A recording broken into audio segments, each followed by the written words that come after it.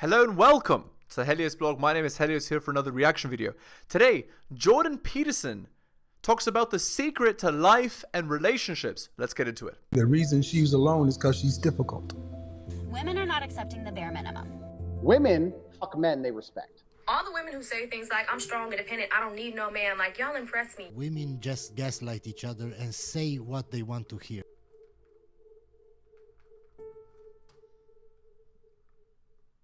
I wouldn't consider myself either naive or particularly optimistic person. I don't think I'm either of those. But this is actually an idea, this is one of the only ideas that I've ever found that I really believe to be rock solid. I actually think that it's true. And it's very optimistic because it says you can use your sense of meaning to calibrate your progress through life. But there's rules. You have to aim at the highest possible good that you can conceive. Now, and that's subject to update, because what the hell do you know? But you start by aiming at the star you can see rather than the dimmer one that you can't yet perceive. And then you decide that you're going to do that honestly, right? That's a big decision. So the first decision, I think, in some sense, is a decision of love. You're going to decide that being is worthwhile and that you're going to work for its betterment. And that's a decision that's based on love. And the second decision is based on truth. Having made that decision, you're going to play a straight game. Having made those two decisions, I think that you can allow your sense of meaning to calibrate your pathway. So I think what Jordan is trying to say, because it sounds a little bit like gobbledygook, but I think what he's trying to say is you aim for honesty in your relationship in the sense that if you say you're monogamous, then you're going to be faithful. I think that's what he's implying here. And truth be told, relationships, monogamous relationships, are a compromise. Both men and women compromise in monogamous relationships. So here's the idea. How? For a woman, she compromises because she is not doing her hypergamous thing where she drops you for the next best option, right? And as a man, what you're doing if you agree to be monogamous is you're not spinning multiple plates. You're not sleeping with multiple girls at the same time, right? You're not being polygamous. But both of you need to agree to the rules. Both of you need to not do it. If she's, pulling the attention of other men while you are agreeing not to be polygamous, then she's being inherently dishonest, right? So if she's like on Instagram, on TikTok, has an OnlyFans, she has 50 male friends, she goes on girls' night out, all of that, then she's being dishonest in her role as girlfriend, right? She's not compromising in this so-called monogamous relationship. No, she still has a price tag on her neck, but supposedly she belongs to you. Like, obviously that's wrong, right? Now with the guy, he's not compromising if he's sleeping with girls on the side, right? And then what's so interesting is that you hit a state that's as close to paradisal as you're going to hit right away, because being engaged like that, it's better to be engaged in the solution of a complex problem than not to have a problem at all. Right, that actually is true. Okay, I'll try to elaborate on this in a second. Let's do the shilling first. Hit the like, hit the subscribe, hit all for notifications. Drop me a donation like Hunter M, Adrian O, and Tom M. Buy my books at bit.ly/heliosbooks. And of course, go to my Patreon and subscribe, patreon.com/theheliosblog. All right, shilling is done. Let's continue. So what I think Jordan is getting at here is husband and wife working on a complex problem, which is what? Which is having a stable, good household. Them both working together on it is better than not, right? And I'm inclined to agree. When husband and wife are working on the problem together, they're on the same team, right? And they're aiming towards the good. They're trying to do their best to achieve it. Okay, let's see if he elaborates here. And that's no different than saying it's better for there to be being than non-being, because being is a problem. And True. so if Okay, you sure. want to have no problems, then you have no being. And you could say, well, being is so miserable that maybe that's the route we should take. And fair enough, but maybe you can have your cake and eat it too. You can have the damn problem it can be a problem worth solving, and you can be so engaged in solving the problem that it justifies the fact that the problem exists. And then you get to have the problem and the solution at the same time, and maybe that's better than not having the problem at all. And I believe that, because one of the things I have seen, and I've seen this being so interesting when I've been lecturing to people, especially more recently, and this has also manifested itself on YouTube. I'm talking to people a lot about responsibility, and it's young men in particular that seem to be responding to that. And I think that's partly because I think that young women, in some sense, have their responsibility map already laid out for them. It's also less voluntary in some sense for women, because they have more complicated problems to solve in the first part of their life, right? Because they have to get the family problem solved. But whatever. I've been talking in a very delineated manner about responsibility, which is a strange thing to sell to people, but responsibility is what gives your life meaning. So here's the thing. As a guy, as a man, you become strong by shouldering more responsibility. Here's what I mean. And actually, there's a Hebrew expression that goes, "Don't wish for a lighter load, work for broader shoulders." But anyway, here's what I mean. In order to have a nice body, you have to work really hard at it. That is a responsibility. You have to constantly work. That is a responsibility that a person sitting on the couch is not taking. In order to have a good income, you have to have a good job. And that's a responsibility. Just to get the job, you have to work really hard, right? You have to work hard consistently. But then to keep it, you have to work hard consistently, right? That's another responsibility.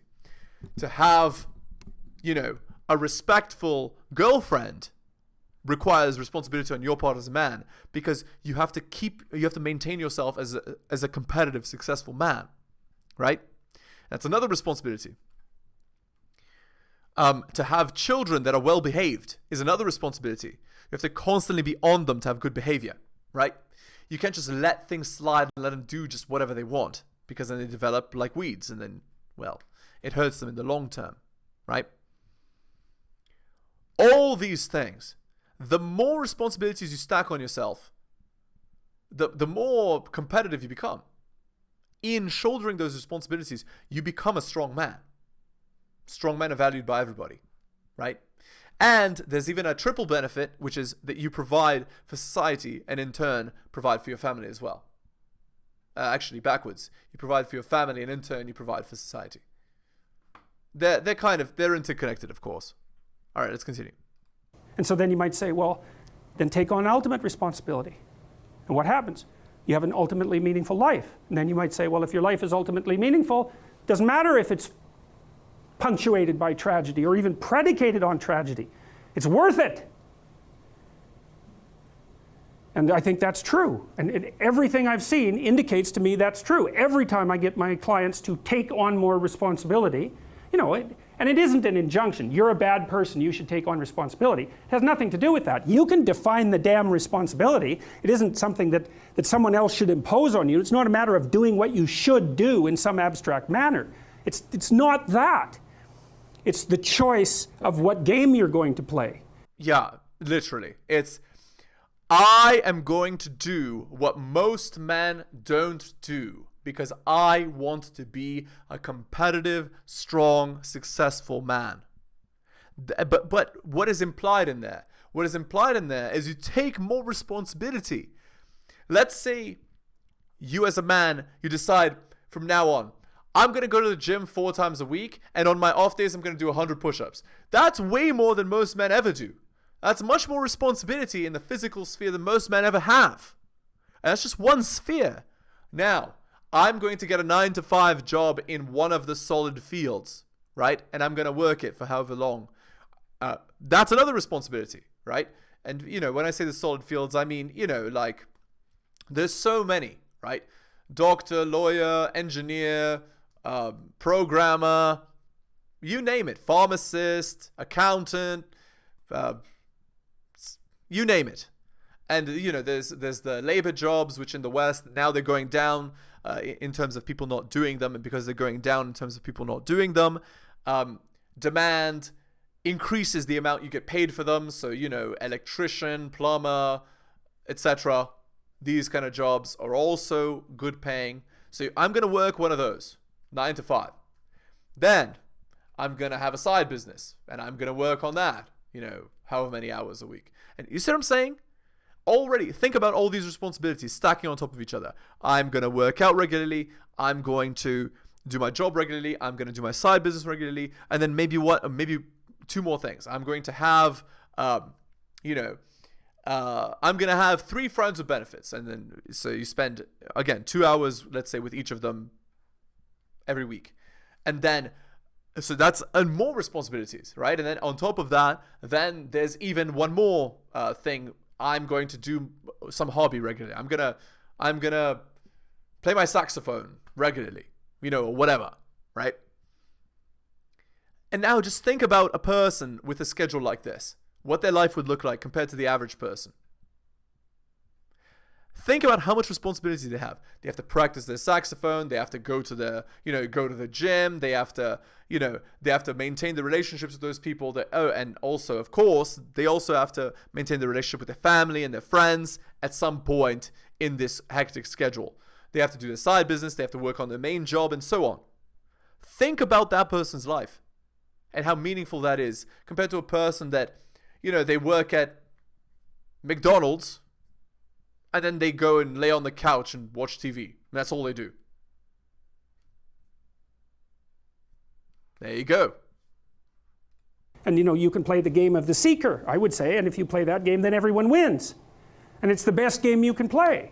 And so the answer, in some sense, to the tragedy of life, to the catastrophe of life, to the fall, is to adopt the responsibility of mortality that goes along with that, and to play that game maximally. And right, I agree entirely. So the idea is this.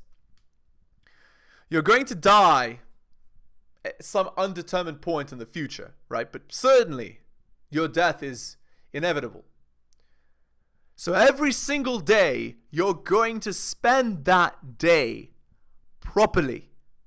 You're going to put in the effort, and you're going to put in the effort day in, day out. You will not waste the beautiful opportunity you've been given to be alive every day. So if you die tomorrow, you can be happy knowing that every single day you tried, you struggled, you fought to be a superior man, a competitive, successful, strong man.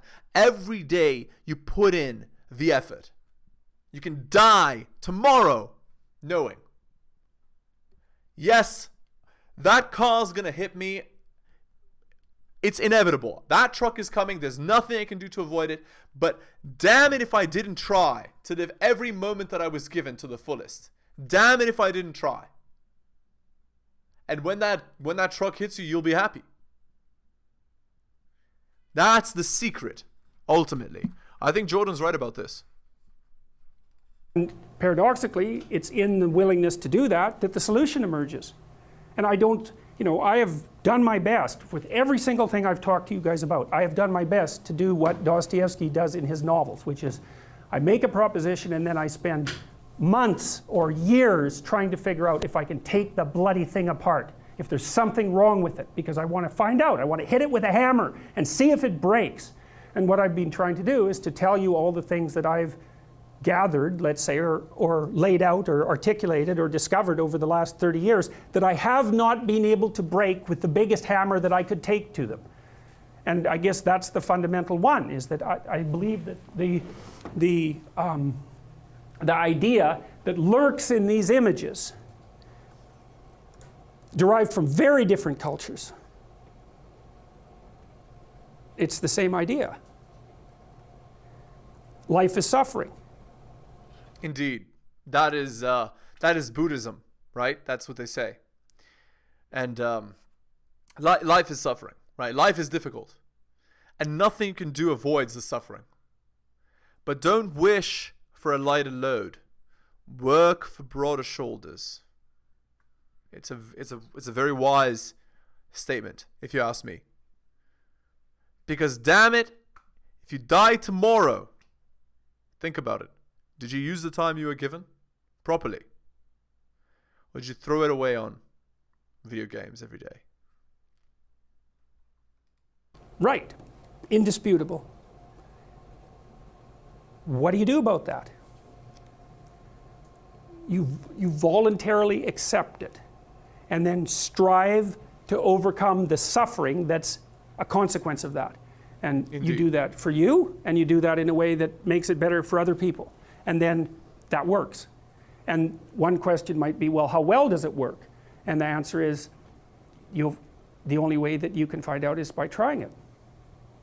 That's it. That's the existential element of it. The proof is to be derived by the incarnation of the attitude in your own life. No one can tell you how it will work for you. It's the thing that your destiny is to discover that. And you have to make the decisions to begin with. It's like, because you can't do this without commitment. You have to commit to it first. That's the act of faith that Kierkegaard was so insistent upon. You have to say, I'm going to act as if being is good. I'm going to act as if truth is the pathway to enlightenment. I'm going to act as if I should pursue the deepest meaning possible in my life. And there's reasons to do none of those. They're real reasons. Yeah, which is that life is hard and avoidance of the deepest things might make it a bit easier, right? But ultimately, truth is most beautiful undraped. Schopenhauer just puts it beautifully, right? So it's really a decision, but you can't find out what the consequence of the decision is unless you make the decision. I think the same thing happens when you get married, by the way. Is that if you think you might leave, you're not married. And then you think, well, the marriage didn't succeed. It's like, well, maybe you were never married. Because the rule is, you don't get to leave. And there's a reason for that rule. Now, I'm not saying that there aren't situations where there should be exceptions made for that. That's not the point. The point is that there's some games you don't get to play unless you're all in. And the other thing that's so interesting about being alive is that you're all in. Indeed. No matter what you do, you're all in. This is going to kill you. Indeed. So I think you might as well play the most magnificent game you can while you're waiting. I agree entirely. Do you have anything better to do? Really? I agree entirely. Play the most beautiful game you can while you're waiting. That sums up life so beautifully. I'm getting emotional just thinking about it. Play the most beautiful game you can while you're waiting. Wow. That's actually incredible. Okay. Sorry guys. Let's continue. Why not pick the best thing possible that you could do? Why not do that? Maybe you could justify your wretched existence to yourself that way. Indeed. I think you could. That's what it looks like. You know, people find such meaning in the responsibilities they adopt. It stops making them ask questions about what life is for. If you have a Literally. newborn child, for example, Yes. like unless you're really in a bad way, psychotically depressed, or maybe your personality really needs some retooling, you stop thinking about anything but ensuring that that baby is doing well. And if someone comes along and asks you an existential question about your commitment to that, the right response is, why are you asking me such stupid questions? I don't have time for this.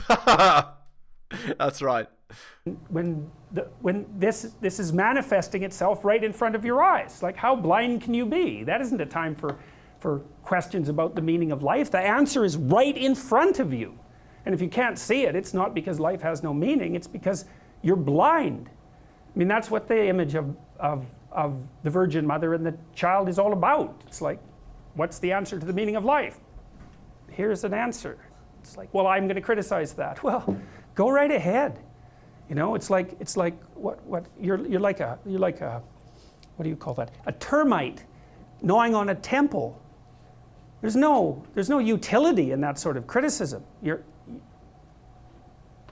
It's blindness. And it's the same thing with regards to the path of the hero. It's like it glistens in front of you and you can criticize it. It's like, Indeed. And men that are listening, here is the hero's journey summed up the best possible way. There and Back Again, A Hobbit's Tale by Bilbo Baggins. It's just perfect. The way that The Hobbit is structured is exactly the hero's journey. You start off as some little nobody. You go off, and Bilbo doesn't even slay the dragon. You go off and you face the dragon. You see it with your own eyes. You face it. You're there. And you survive. And you return home. And you're not the same person you were. And along the way you gain something. Power. And, of course, it is inherently destructive. But it also gives you immortality. Do you guys not understand? Like, it is a very powerful analogy. But that is exactly the hero's journey. And we men, we need to live it. The hero's journey. And you live it by shouldering responsibility. By doing what most men will not. Men, we're in the hard times now. This is the time to make yourself a strong man, believe me. Because the years we're in for, the future we're in for, it is not going to be an easy one, and it will require strong men like us to fix it. So be the strong man before the tsunami hits. So you can be the one to pick up the pieces. You can be the one to help when it's needed. And it will be needed. Fine. Put the cart before the horse and see how far you get. So I thought, to bring full closure to the class, I was trying to solve this terrible puzzle that confronted me and many other people about how it was that human beings got themselves in such a tangle about what they believed. Such a tangle that we were pointing the ultimate weapons of destruction at one another, which, by the way, we are still doing. Yep.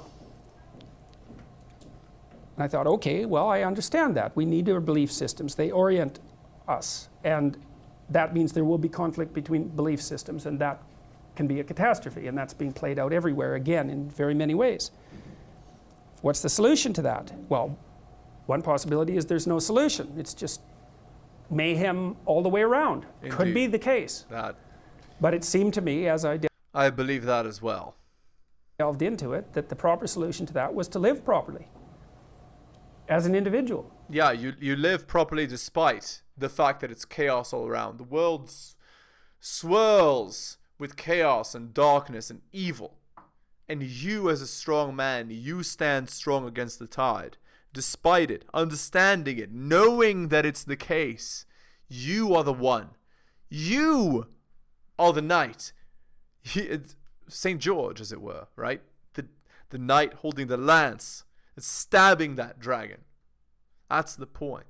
Only the man that's able to wield that lance can rightfully call himself a man. Because you're more powerful than you think. Way more powerful than you think. I mean, God only knows what you are in the final analysis. Also, it was, I believe it was Plato or Socrates, I don't remember, one of these Greek philosophers that said, "It is a terrible tragedy for a man to get to old age and not learn what his body is capable of." Men, the best time to start was 10 years ago. The second best time is now. If you are not working on your body, train yourself, men, because you truly don't understand what you're capable of. Learn it. Because your body is what you use to interact with the world. It should be a strong body, a beautiful body, a competitive body.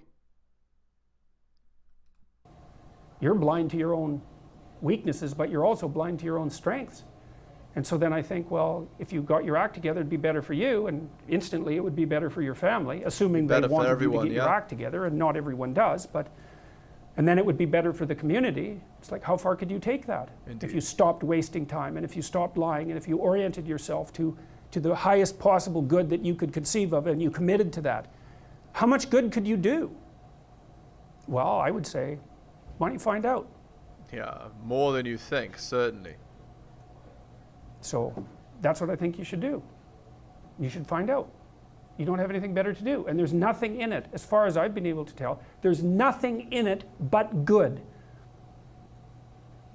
So maybe you could sort yourself out so that you wanted nothing but the good.